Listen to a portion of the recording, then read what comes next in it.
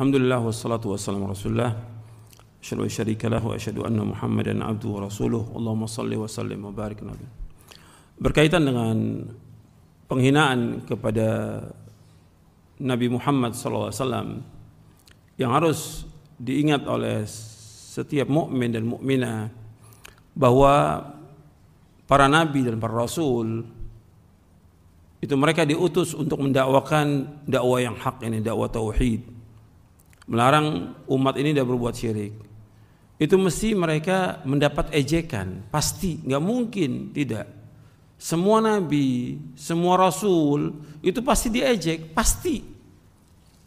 Antum lihat ayatnya dalam di dalam surah Al-Hijr.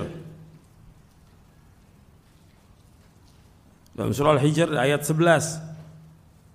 Allah berfirman, "Wa ma ya'ti min rasulin illa kanu bihi yastahzi'un."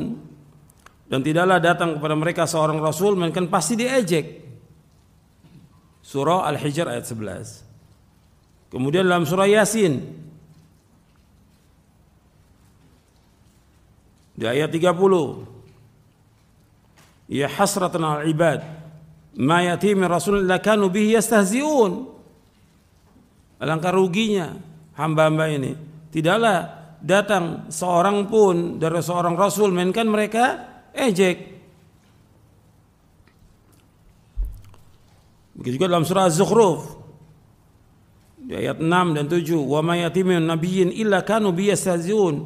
Dan tidak datang seorang nabi pun melainkan mereka ejek.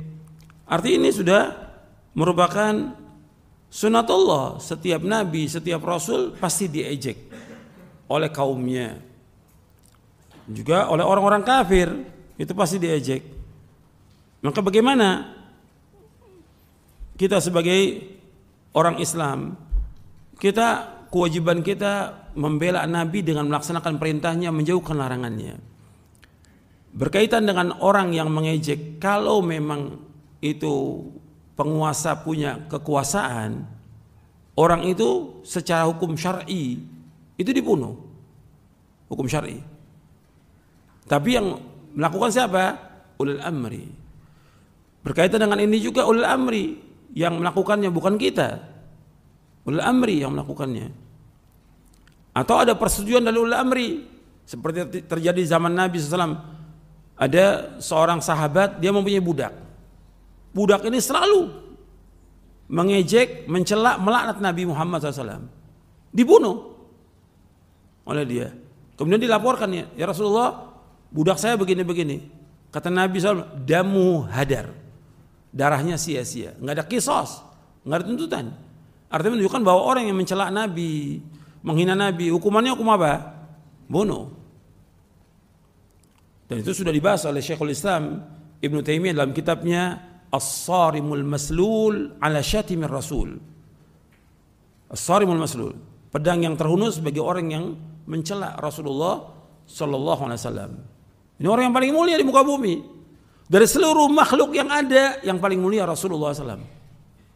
Paling mulia. Kita wajib untuk membela Nabi. Tapi dengan apa kita membelanya? Dengan melaksanakan perintah, menjauhkan larangannya. Kalau kita punya kekuatan seperti para sahabat di zaman Nabi, bela. Dengan hartanya, dengan dirinya. Mereka bela. Kalau ada yang mencela, ya dibunuh. Dan orang yang mencela Nabi itu pasti dia binasa. Pasti celaka, pasti itu. Antum mesti yakin itu bahwa orang yang mencela Nabi itu pasti binasa. Allah sudah menyebutkan dalam Al-Quran bahwa orang yang mencela Nabi itu Allah nanti yang akan mengazabnya. Allah sebutkan di dalam surah Al-Hijr di ayat 95, "Inna kafainakal mustahzi'in." Inna kafainakal mustahzi'in. Kami yang mencukupi kamu terhadap siapa? Orang-orang yang mengejek, mencela, memperolok-olok Nabi Muhammad SAW. Siapa yang tanggung di sini? Allah. Inna, kami, kata Allah. Artinya Allah nanti akan menyiksa mereka. Jadi urusan di sini Allah. Kita nggak punya kekuatan, nggak punya kemampuan, nanti Allah. Apalagi yang mencela umpamanya kepala negara atau orang yang kuat, Allah nanti akan menghinakan mereka. Dan nanti di dunia ini mereka ini akan dihinakan oleh Allah. Dan kalau dia mati, itu tanah nggak mau terima itu. Orang yang mencela Rasulullah SAW, seperti terjadi di zaman Nabi SAW. Hadisnya sahih riwayat Bukhari dan Muslim dari sahabat Anas bin Malik. Ada orang Nasrani masuk Islam, udah baca surah Al-Baqarah, sudah baca surah Al-Imran, kemudian jadi penulis Nabi Muhammad SAW.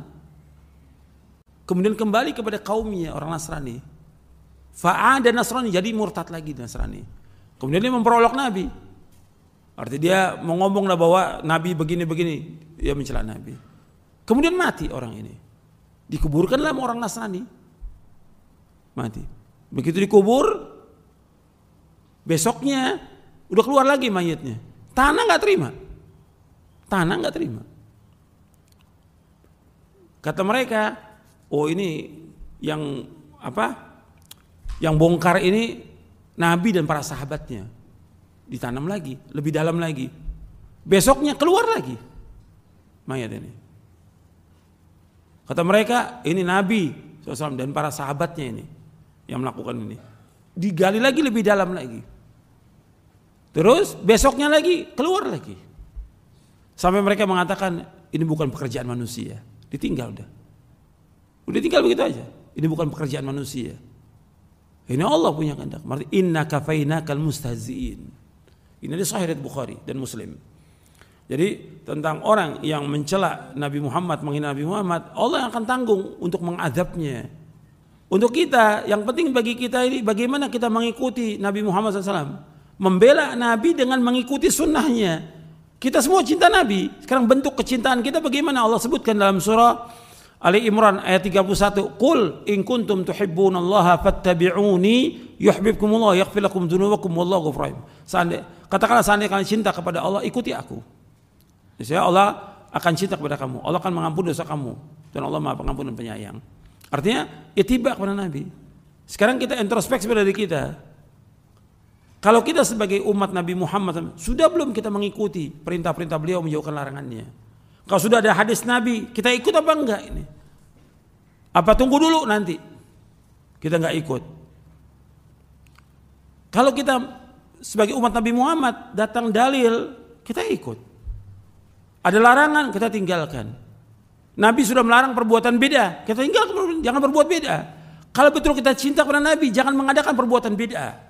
Jangan melakukan perbuatan syirik, jangan mengadakan perbuatan bid'ah. Kenapa? Allah dan Rasulnya melarang. Kalau kita cinta Nabi, jauhkan perbuatan syirik. Kalau kita cinta Nabi, jauhkan perbuatan bid'ah.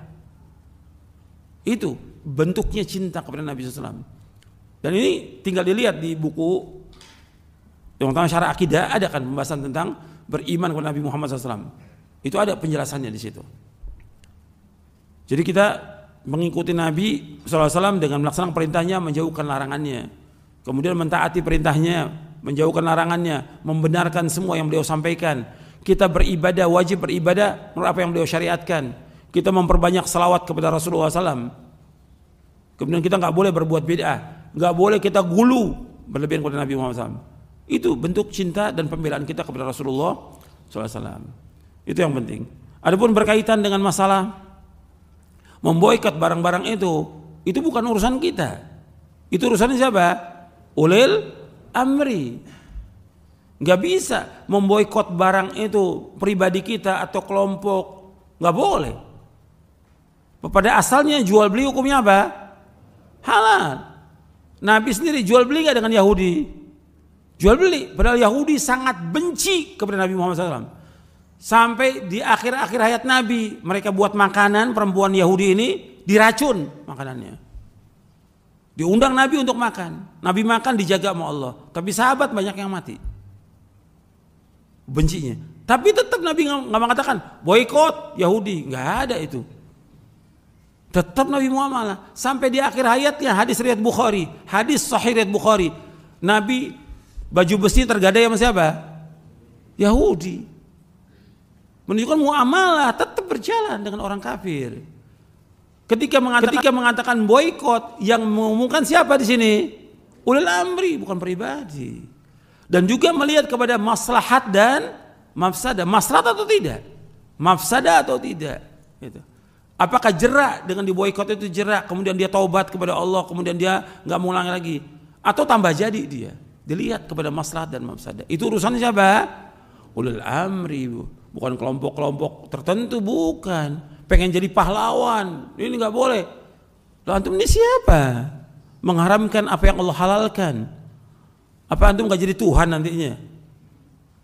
Artinya menghalalkan apa yang Allah haramkan atau mengharamkan apa yang Allah halalkan, nggak boleh dalam Islam. Jadi ini harus perhatikan. Urusan kita ini kita harus jelas. Kita ini sebagai umat Nabi Muhammad SAW. Nanti ada urusannya ulama, nanti ada urusannya ulil amri. Itu harus ada, ditujukan pada tempatnya. Jangan sekarang kita sebagai rakyat jadi ulil amri, atau kita orang bodoh jadi ulama. Nggak boleh, dudukan pada tempatnya. Saya pikir cukup sampai sini, mudah-mudahan bermanfaat dan dapat kita amalkan. Kurang lebihnya saya mohon maaf. Wassalamualaikum warahmatullahi wabarakatuh.